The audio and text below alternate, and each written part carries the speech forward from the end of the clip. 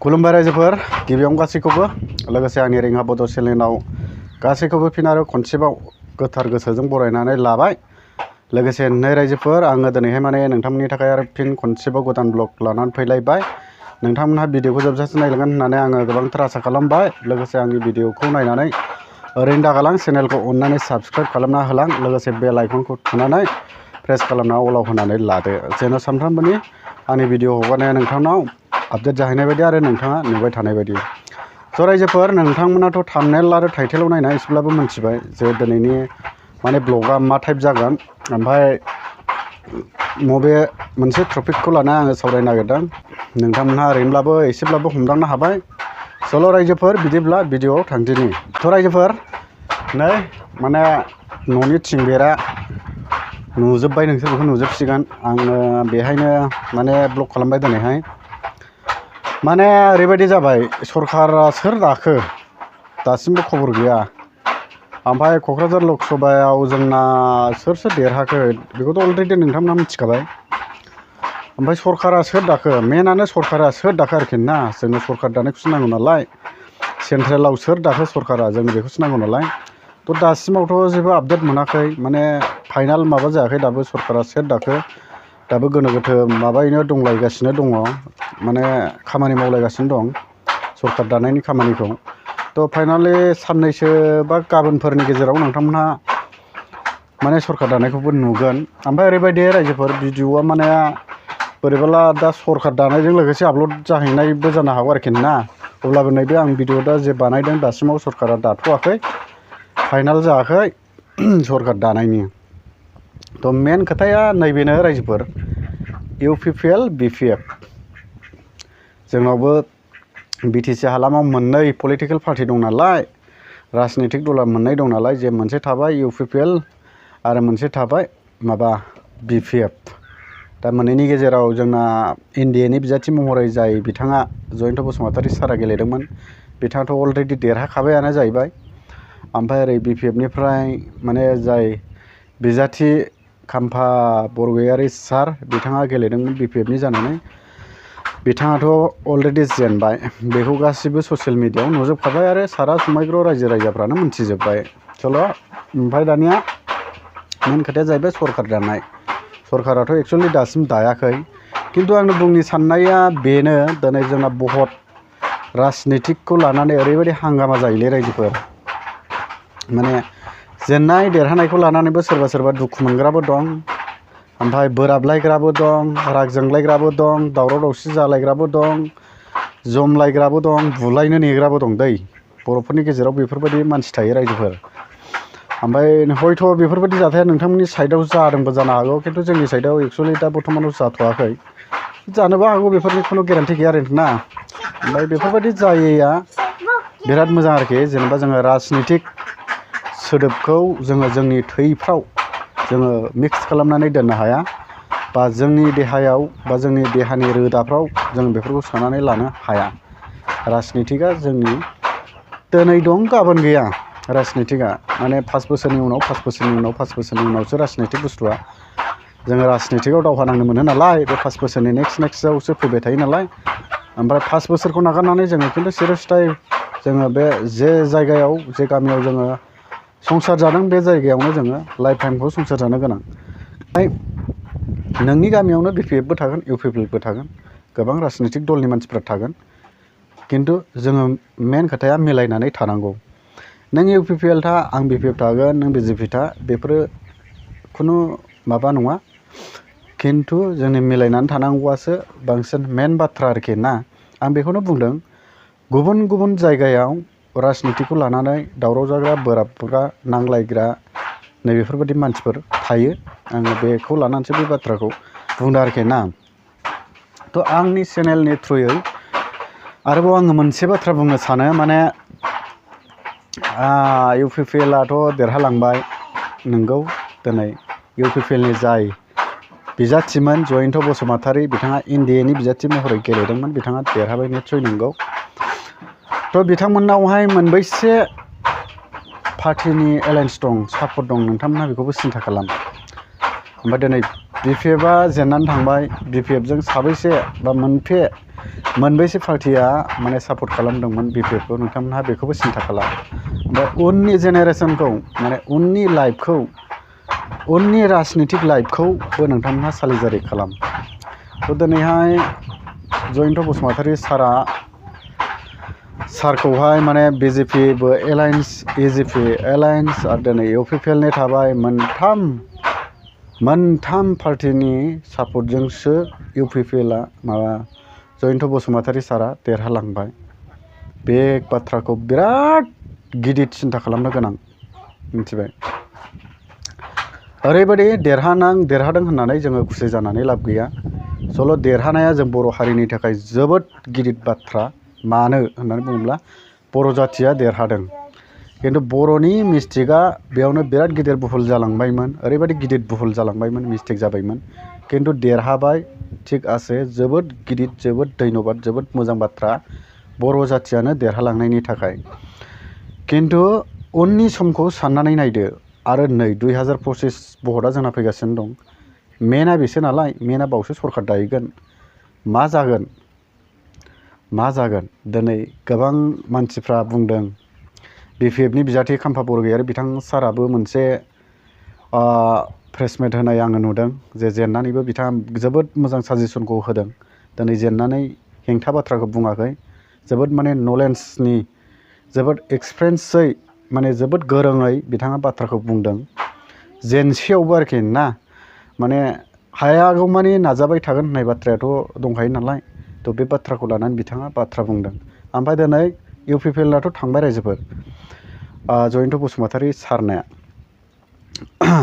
बिथांखौ मोनफे माने पार्टिया एलायन्स खालामदोंमोन, सापर्ट खालामदोंमोन। बिथाङा दिनै देरहालांबाय, निस्सय नंगौ, थारैनो थिग जादों। खिन्थु देरहालांनानै जयन्त बसुमतारी सारा गासै समग्र बर' रायजो राजाफ्रानो आसा खालामदों दिनै बिथांखौ देरहाहोनानै माने जेसेबांनाखि बड'लेण्डआव मावनांगौफोर दफाफोर दंमोन, बेसेबां आद्रा जानानै थादों, बेफोर गासैबो जे जयन्त बसुमतारी बिथां सारनि हखायै जे मावफुंजानांगौ होननानै जयन्त बसुमतारी बिथांखौ दिनै सापर्ट खालामनानै देरहाहोनाय थाबाय। आच्चा, बे जानानै थांबाय। ओमफ्राय राजनितिक भाबै साननानै नाहरोब्ला दिनै बिपिएफखौ नोंथांमोनहा सानदोलाय। दिनै बिपिएफखौ सोर सापर्ट खालामदोंमोन, अबे पार्टिया सापर्ट खालामदोंमोन? दिनै बिपिएफखौ अबे पार्टि सापर्ट खालामदोंना बिपिएफआ सिंगेल गाव गोजा बिपिएफ गोजायैनो भटखौ गेलेदोंमोन? नोंथांमोनहा सिन्था खालाम। आरो दिनै बिपिएफआ खाम्फा बरगयारि बिथाङा सारा बेसेबां भटखौ लानानै जेनखो बेखौ नोंथांमोनहा सिन्था खालाम। स' रायजोफोर, मोनसे खोथा बेनो, दिनै बिपिएफआ रावबो गैयालासे, दिनै रावखौबो लायालासे, खोनाबाय? दिनै आं बे बाथ्राखौ नोंथांमोनहा सानदों जानो हागौ मोनसे पार्टि हया लानानै गाव बिपिएफनिखाय बेफोरबायदि बाथ्राखौ बुंदों, मोदोमाव नांदों। खिन्थु रायजोफोर, बे भुल जागोन। माने आं इउटुबार हिसाबैसो नैबे बाथ्राखौ बुंदों। स' नोंथांमोनहाबो मिथिया आं इउपिपिएलआव होदोंना आं बिपिएफआव होदों, बेथ' गावबागाव पार्सनेल मेटार। खिन्थु भटखौ होदों निस्सय। ओमफ्राय दिनै नोंथांमोनहा बेफोरबायदि भुल बुजिनो नाङा। आं बुंदों सारखि माने राजनितिक उन जेनेरेसननि जेनेबा जोंनि बड'लेण्डनि उननि समावहाय राजनितिक लाइफआ मा जाहैगोन। दिनै जोंना राजनितिखौ नांगौ नालाय, राजनितिक पावारजोंसो जों माबा मोनसे खामानिखौ साक्सेस खालामनो हायो नालाय। थ' आं बेनिखायनो नैबे बाथ्राखौसो बुंदों आं नुनानै आरोखि ना। थ' दिनै बिपिएफआ हारसिङैनो 4,30,000 भटखौ खाम्फा बरगयारिया मोनदों। अब्ला नोंथांमोनहा सिन्था खालाम। दिनै खोथाथे खोथा जोंनि बिटिसिआव जास्ट बिटिसिआवल' आरोखि जोंनि बिटिसिआवल' मोननै पलिटिकेलखौ जोङो माबा खालामोब्ला सारिजारि खालामोबा इउपिपिएलआ हारसिं गेलेथों ओमफ्राय बिपिएफआ हारसिं गेलेथों, अब्ला नोंथांमोनहा डाइरेक्ट 100% गेरान्टि होनो हागोन जे मोननैनि गेजेराव, मोननै पार्टिनि गेजेराव इउपिपिएल बिपिएफ मोननैनि गेजेराव सोर देरहागोन। नोंथांमोनहा बेखौ सालिजारि खालाम। दिनै आङो बेखौनो बुंनो सानो बिपिएफआ जुदि हारसिंनो गेलेनायाव जुदि 4 लाख बे भटखौ मोनहैबाय, जास्ट 50,000 भटनि डिफारेन्सआव माने खाम्फा बरगयारि बिथां सारा जेननो गोनां जादों। दिनै बेथ' थांबाय दे, जों बर' रायजो राजाफोरनि थाखाय गोजोनथाव बाथ्रा। मानो होननानै बुङोब्ला जोंनि बर'आनो देरहादों आरो जोंनि बर'आनो माने दिनैहाय क'क्राझार लकसभायाव देरहालांनायनि थाखाय बे जोबोद धन्यबादनि बाथ्रा। खिन्थु क'क्राझार लकसभाया गोमानो थांबायमोन दै। क'क्राझार लकसभाया गोमानो थांबायमोन।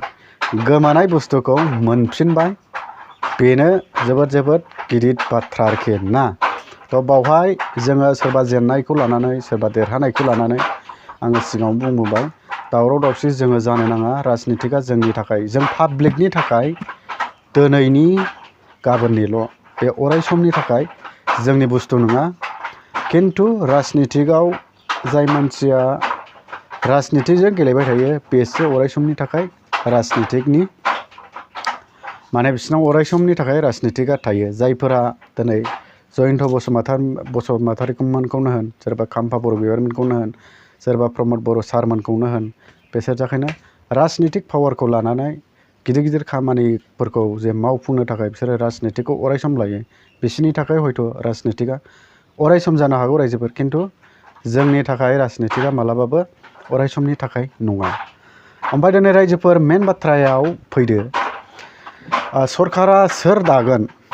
एक्सुवेलि दासिमाव आं जे भिडिअखौ नैबे टाइमाव खालामबाय थादों, खिन्थु दासिमाव सरकार दानायनि खुनु फाइनाल डिसिसन जायाखै। दिनै मेन बाथ्राया बेसो, सरकारा सोर दागोन बे बाथ्रायासो जोंना मेन खोथा। दिनैहाय सेन्ट्रेलाव सोर दागोन सरकारा, खिन्थु सेन्ट्रेलाव सरकार दानायासो रायजोफोर, जोंनो नांगौ बायदि सरकारासो सेन्ट्रेलाव सरकार दानांगोन। दिनै ओरैबो बहुद माने खामानि सोलिलायगासिनो दं। सोरखौ लानानै सरकार दागोन, नितिश कुमार बोरैबामोन, नोंथांमोना नायबानो मिथिखागोन, नुखाबाय एक्सुवेलि। तो नितिश कुमार बिथाङा सोरखौ लानानै सरकार दागोन, मेन बाथ्राया बेसो जानानै दं। नोंथांमोननिब्ला सेन्ट्रेलाव सोर सरकार जानांगौ, BJP जानांगौ ना कंग्रेस जानांगौ ना इन्डिया जानांगौ, बेखौ नोंथांमोनहा कमेन्टनि सेक्सनाव फोरमायहरबानो जाबाय। तो बेनो रायजोफोर, फंनैसो आङो जोबथारनायाव रिकुवेस्ट खालामो, राजनितिकआ जोंनि थाखाय अराय समनि नङा, जोंनि लाइफ टाइमनि थाखाय राजनितिकआ नङा। जास्ट माने राजनितिकआ जों 5 बोसोरनि उनावहाय जोंनि जे सरकारखौ जोङो सोलायनो हायो, बेल' माने जों पाब्लिकनि पावारा बेनो। 5 बोसोरजों खनसे जोङो गोजौ लेभेलाव थानाय लिडारफोरखौ, सरकारनि मानसिफोरखौ जोङो सोलायहरनो हायो। जोंनि पावारा बेल'। बेखायनो आं खावलायदों, राजनितिकआ जोंनि लाइफ टाइमनि नङा, नोंथांमोनहा बेखौ अराय समनि साननानै लानाङा। बेखायनो जोङो गावजों गाव जे उसुं खाथिनि मानसिजों, गावनि न'खरनि न' खाथिनि मानसिफोरजों जोङो बोराबलायनाय जेन' जाहाथे जाया, नैबे जेननाय आरो देरहानायखौ लानानै। स' रायजोफोर, भिडिअआ मा रोखोम जादों आं खिन्थु बुंनो रोंला दै। नोंथांमोनहा मोजां मोनदोंब्ला मोनसे लाइक खालामना गालांदो, ओमफ्राय माबाफोर मोनसे भुल मोनदोंब्ला कमेन्टआव खोन्थाहर दै, जेन' आंबो माने चेन्ज खालामनो हानाय बायदि आरोखि ना। तो गुसुं भिडिअ बेनोमोन। बाय बाय, थैंक यू। चले गए और इसी वजह से अब सरकार फंस गई है। सरकार क्यों फंस गई है ये मैं आपको समझाता हूं, जरा वापस से उस पे आते हैं। ये देख रहे हैं आप 240 के आसपास, चलिए 245 मान लेते हैं इसको। अगर इंडिया गठबंधन को सरकार बनानी है, इन्होंने अभी से बातचीत शुरू कर दी है। पलटू राम यानी कि नीतीश कुमार, सियासत में पलटू राम उनको बोला जाता है। इंडिया गठबंधन उन्होंने ही बनवाया था और इंडिया को संयोजित करने का, सबको साथ लाने का, वो सब नीतीश कुमार ने किया था।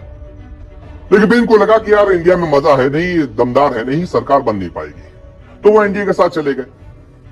लेकिन अब जब पता चल गया कि एनडीए यार दिक्कत में है, तो वो इनके साथ जा सकते हैं, क्योंकि वहां पर उनको फोन किया गया है, कहा गया है आप उप प्रधानमंत्री बन जाइए। ये फोन किया गया नीतीश कुमार को, और खबर आ रही है नीतीश कुमार ने अभी तक डिनाई नहीं किया है, मना नहीं किया है साफ। तो अगर नीतीश कुमार, जो कि 15 सीटें लगभग जीते दिख रहे हैं, वो एनडीए से हटकर इधर चले जाते हैं, तो इनका लगभग ये मानकर चलिए 260 के आसपास हो गया, या चलिए -5 आप और कर दीजिए, 255 के आसपास हो गया। उधर टीडीपी से भी बात चल रही है, कह रहे हैं आंध्र प्रदेश को स्पेशल दर्जा दे देंगे। ये इंडिया की तरफ से एक तरीके से अप्रोच किया गया है। शरद पवार ने बात की है चंद्रबाबू नायडू से, टीडीपी वाले, उनकी 16 सीटें आ रही है।